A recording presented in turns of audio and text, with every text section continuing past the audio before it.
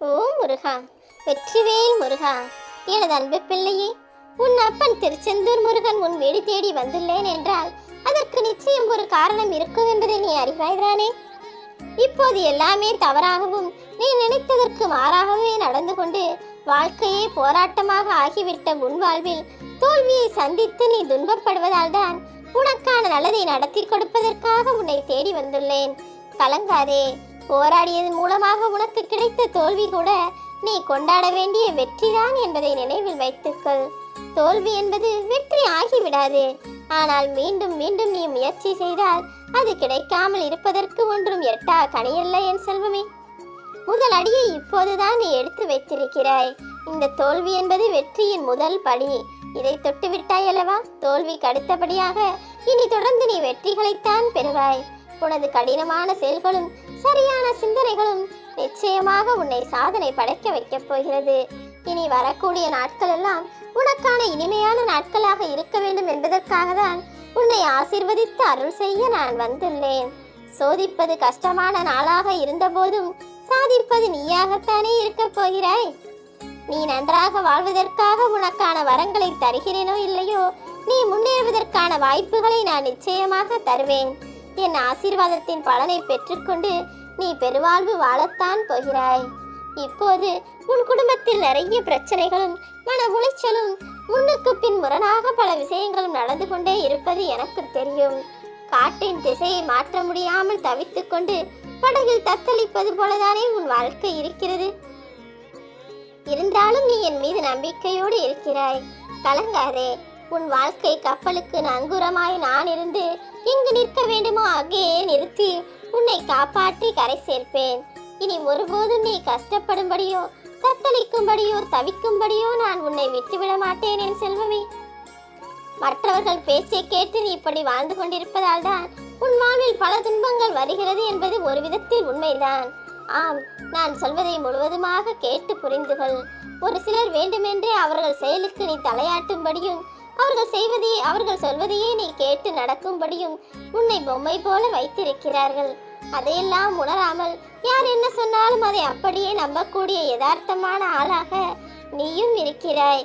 அதனால்தான் பாலும் கிணற்றில் விழுந்தது போல உன் வாழ்க்கை இப்படியே இருக்கிறது என் செல்வமே. இப்போது உன்னை காப்பாற்ற நான் வந்துவிட்டேன் அல்லவா? இனி எந்த தவறான பாதையிலும் யாரும் உன்னை வழிநடத்தாத அளவிற்கு நான் பார்த்துக் கொள்கிறேன். எல்லா விஷயங்களும் இனி நீ நினைத்தது போலத்தான் நடக்கும். முயற்சி என்கிற உனது துடிப்பின் மூலமாக உனக்கான வெற்றியையும் கனியலையும் நான் கொடுக்க போகிறேன். இனி நீ எடுத்து வைக்கும் ஒவ்வொரு அடியும் உனது முயற்சிக்கு ஏற்றாற் போல முத்தாக மாறப்போகிறது. உன்னை காப்பாற்ற நான் ஓடி வந்துவிட்டேன் என் செல்வமே.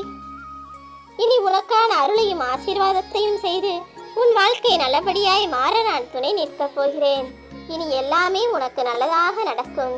உன் வாழ்க்கையில் பல அனுபவங்களை நீ கற்றுக்கொண்டிருந்தாலும் கூட உன் வாழ்க்கை எனும் போராட்டத்தால் உன் வாழ்வில் நடக்கக்கூடிய விஷயங்களாலும் நிகழக்கூடிய பிரச்சனைகளாலும் வாழ்க்கையே வெறுத்து ஒதுக்கி தள்ள நினைக்கிறாய்.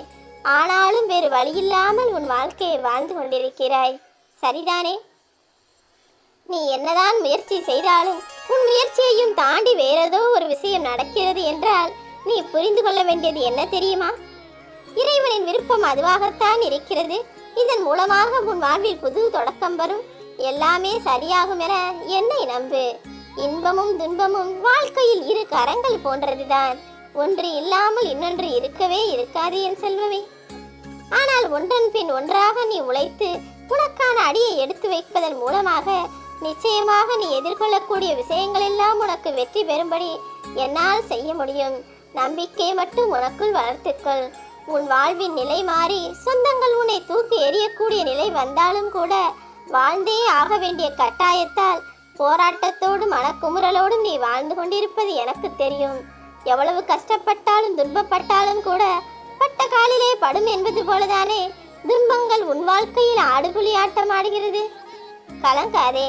என் அருளால் கரை புரண்டு ஓடும் உனது துன்பங்கள் எல்லாம் நீங்கி உன் வாழ்க்கையில் வளம் பெருகப் போகிறது. நீயும் உன் குடும்பமும் நல்ல ஆரோக்கியத்தோடு நிம்மதியாய் வாழ்வதற்கான வழிகளையும் வேலைகளையும் நான் செய்ய ஆரம்பித்து விட்டேன் என் செல்வமே. முன்பெல்லாம் எதையோ விரும்பி ஆசைப்பட்ட மனம் இன்று எதையுமே விரும்பாமல் உனக்குள் பொறுப்புகள் அதிகமாகி வெறுப்புகளும் தொடர்ந்து வருகிறது என்பது எனக்கு தெரியும். இப்போதெல்லாம் உனக்காக நீ எதையுமே ஆசைப்படுவதில்லை. எதை பார்த்தாலும் சலிப்பும் வெறுப்புமாகத்தான் இருக்கிறது. உன் குடும்பத்திற்காக மட்டும்தான் நீ யோசிக்கிறாய். பல பொறுப்புகள் உனக்குள் வந்து விட்டதால் எதையும் சரி செய்யவும் முடியாமல் சமாளிக்கவும் முடியாமல் வெறுப்பு அதிகமாகி வாழ்க்கையை நினைத்து சலித்துக் கொள்கிறாய். கொஞ்சம் நினைத்துப்பார் என் செல்வமே.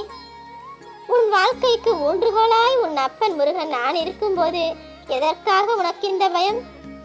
உன் எல்லா விருப்பங்களையும் நிறைவேற்ற உன் அப்பன் வேலவன் நான் இருக்கிறேன். நீ எடுக்கும் முயற்சிகள் எல்லாம் தடங்களாக இருக்கிறதே, வாழ்க்கை சவாலாக இருக்கிறதே என்றுதானே குழப்பமடைகிறாய்? சவால்களும் சறுக்கல்களும் நீ எடுக்கக்கூடிய முயற்சியில் வருவதென்பது சகஜம்தான். குழப்பமடையாதே. இதுவும் கடந்து போகும் என நினைத்து தைரியமாக உன் வாழ்க்கையை வாழப்பார். செயலிழந்து கொண்டிருக்கும் உன் வாழ்க்கையை வெற்றி செயல் நிகழும் வண்ணமாக நான் திசை திருப்புவேன். எல்லா விஷயங்களையும் உனக்கு சாதகமாக மாற்றுவேனே தவிர பாதகம் வரும்படி விட்டுவிட மாட்டேன் என் செல்வமே. என்ன நடந்தாலும் எல்லாவற்றையும் உன் நன்மைக்காக தான் நான் நடத்துகிறேன் என்பதை மட்டும் புரிந்து கொள். இப்போது இருப்பது எல்லாமே என்றென்றும் நீடிக்கும் என நீ நினைத்து விடாதே. இப்போது எதெல்லாம் உனக்கு துன்பத்தை கொடுக்கிறதோ, எதெல்லாம் கஷ்டங்களை வரவழைக்கிறதோ, எதெல்லாம் உனக்கு வேதனையை கொடுக்கிறதோ அத்தனையையும் சாம்பலாய் நான் பொசுக்கப் போகிறேன். நெருப்பில் தங்கமாக நீ மிஞ்சி நிற்பாய். என்னுடைய சரியான திட்டப்படி உன் முழு வாழ்க்கையையும் இனி நீ முழு மனதோடு மனநிறைவோடு சந்தோஷமாய் வாழப்போகிறாய். உனக்கான முழு வடிவமைப்பையும் செய்தது நான் தானே. வாழ்க்கையை வாழ்வதும் வாழ்க்கையை நினைத்து புரிந்து கொள்வதும் கற்றுக்கொள்வதும் எவ்வளவு இனிமை என்பதை உனக்கு நான் உணர வைப்பேன். வாழ்வில் உன் வயது என்பது உன் மனதின் தன்மை. உன் கனவுகளை நீ தொலைத்து விட்டால், நம்பிக்கை இழந்து விட்டால், எதிர்காலத்தை நீ நினைத்து பார்க்காவிட்டால், உன் லட்சிய தாகம் அடங்கிவிட்டால் தான் நீ வயதான ஆள். அதுவரையிலும் உனக்கு வயதே ஆகாது என் செல்வமே. என்ன இப்போது உனக்கு பெரிய வயதாகிவிட்டது என நீ யோசிக்கிறாய்? உனக்குள் இன்னும் இளமையான எண்ணங்களும் நல்ல செயல்களும் இருக்கத்தானே செய்கிறது. எப்போதும் எதையாவது செயல்படுத்தி கொண்டும் வாழ்க்கையில் முன்னேற துடித்துக் கொண்டும் இருக்கும் உனக்கு எப்படி வயதாகியபடி நான் விட்டு விடுவேன்? எவ்வளவு வருடங்கள் கடந்து வந்தாலும், எத்தனை பிறந்த நாள் உனக்கு வந்து போனாலும் நீ எனக்கு குழந்தைதானே. என் அன்பு குழந்தையான நீ எதற்கு ஆசைப்படுகிறாயோ அதை உனக்கு வாங்கி கொடுக்கதானே நான் இருக்கிறேன். உனது புருவத்தில் சுருக்கம் வந்தாலும் சரி, இதயத்தில் சுருக்கம் வராமல் பார்த்துக்கொள். இதயத்திற்கு ஒருபோதும் வயதாக கூடாது. உனது லட்சியமும் ஆசையும் விருப்பங்களும் உனது இதயத்திற்குள் எவ்வளவு அதிகமாக இருக்கிறதோ அந்த அளவிற்கு நான் உனக்கானதை நிச்சயமாக நடத்தி கொடுப்பேன். நீ வாழும் வரை உன் வாழ்க்கை உன் காலடியில் தான் இருக்கிறது. உன் மனமும் காலமுமாக நான் இருந்து நீ ஆசைப்பட்ட விஷயங்களில் எந்த தடையும் வராமல் நடத்தி கொடுப்பேன்.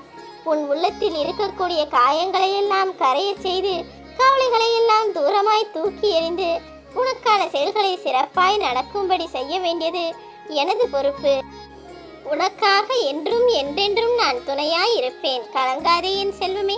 நல்லதே உனக்கு நடக்கும். ஓ முருகா.